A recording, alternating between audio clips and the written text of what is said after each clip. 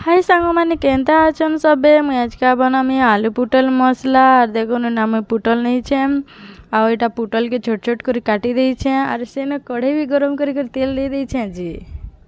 आ एटा पुटल के सबके फ्राई करने भी देखो एंता करी बनावे बहुत टेस्टी लागसी आलू पुटल मसाला आ एटा मुझे 2 मिनट लगी थाली ढाकी देली। अबे देखमा आधे मोर पुटल भी लाल लाल हो गलान केते सुंदर दिशे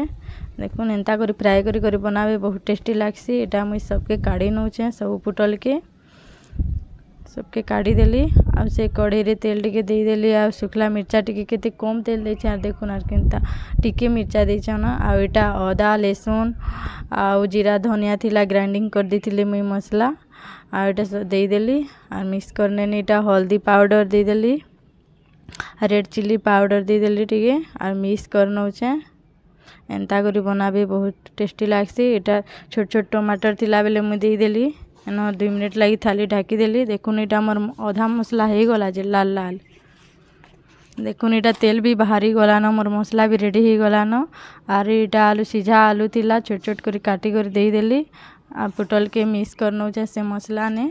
मैं भात बनाला बेले ही आलू के दे देती सिना लुचा करी केते हेले फ्राए करी खाऊथी बहुत लगी सीझा आलू ही देसी एटा कस्तूरी मेथी टिके दे दौचे एंता करी बनाबे